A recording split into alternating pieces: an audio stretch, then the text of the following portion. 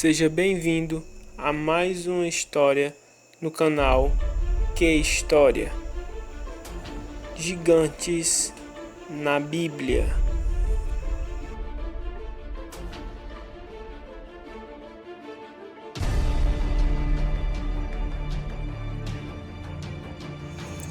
Os gigantes sempre fizeram parte do imaginário popular, homens de grande estatura e força descomunal, senhores das montanhas e florestas.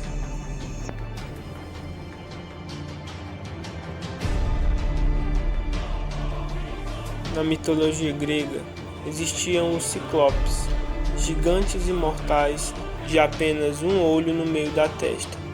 No livro de Homero, a Odisseia, ela conta a história de Polifeno, um ciclope filho de Poseidon e da ninfa Teosa, que tem seu olho furado por Ulisses quando tentava escapar para não ser devorado.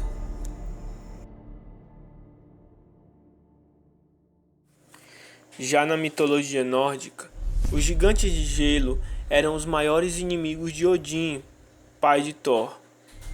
Talvez você também já tenha ouvido falar do conto de fadas inglês João e o Pé de Feijão, onde após plantar um pé de feijão mágico que sobe além das nuvens, ele encontra a casa de um gigante.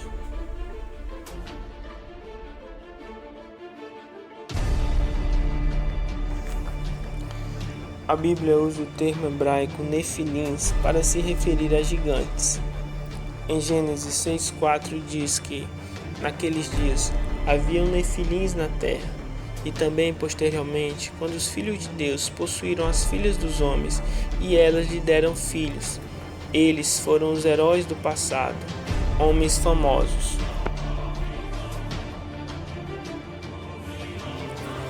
Existem duas teorias para se referir a quem seriam os filhos de Deus e quem seriam os filhos dos homens. A primeira teoria diz que os filhos de Deus seriam os anjos que teriam descido à terra e teriam tido relações sexuais com os filhos dos homens, os humanos.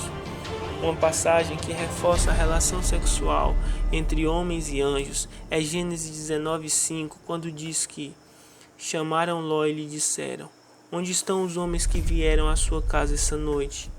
Traga-os para nós aqui fora, para que tenhamos relações com eles." A segunda teoria diz que os filhos de Deus seriam os descendentes de Sete, que teriam se casado com os descendentes de Caim. Os gigantes teriam sido o resultado dessa relação.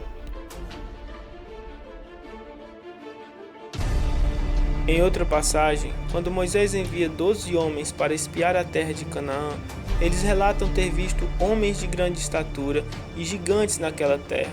Em Números 13, do verso 32 ao 33, ele diz: "E espalharam entre os israelitas um relatório negativo acerca daquela terra. Disseram: a terra para a qual fomos em missão de reconhecimento devora os que nela vivem. Todos os que vimos são de grande estatura.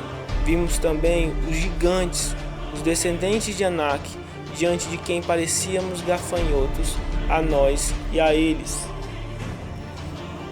Já em 2 Samuel 21:16 diz: "E Isbi-Benob, descendente de gigantes, prometeu matar Davi. A ponta de lança de Isbi-Benob pesava 3,6 kg, e ele ainda estava armado com uma espada nova." Em 1 Crônicas 20, verso 6 diz: "Noutra batalha em Gate, havia um homem de grande estatura e que tinha 6 dedos em cada mão e 6 dedos em cada pé, 24 dedos ao todo. Ele também era descendente de gigantes." Talvez o gigante mais famoso de toda a história se encontre na Bíblia Sagrada. Quem nunca ouviu falar sobre a luta épica entre o pequeno Davi e o gigante Golias? Golias foi morto pelo jovem Davi quando lhe lançou uma pedra que atingiu sua cabeça. Após ser atingido, Davi rapidamente corta a cabeça de Golias e a leva como troféu ao rei Saul. Essa história normalmente é retratada para se referir aos desafios que enfrentamos durante a nossa vida. Em 1 Samuel temos as medidas exatas do gigante Golias. Em 1 Samuel 17,4 diz: Então saiu do arraial dos filisteus um homem guerreiro, cujo nome era Golias de Gate, que tinha de altura 6 côvados e 1 palmo. O côvado é uma unidade de medida que ainda é usada em vários países pelo mundo. A medida do côvado seria o tamanho de um antebraço, em torno de 44,5 centímetros. Já o palmo equivale a 22,5 centímetros. Levando em consideração essas medidas, Golias teria aproximadamente 2,90 metros. Seria realmente um gigante, pois a altura média de um homem é de aproximadamente 1,70 m. Para que tenhamos noção do medo que os israelitas tiveram ao olhar o gigante Golias, vejamos a altura média de um homem que é de aproximadamente 1,70 m de altura. O jogador de basquete com a maior estatura é o britânico Paul Sturges, que tem aproximadamente 2,32 m de altura. Já Robert Waddle, de 22 anos, foi a pessoa mais alta da história com seus 2,74 m. Ainda assim, Golias seria mais alto que todos eles, com seus 2,90 m de altura. Realmente, ele é um verdadeiro gigante.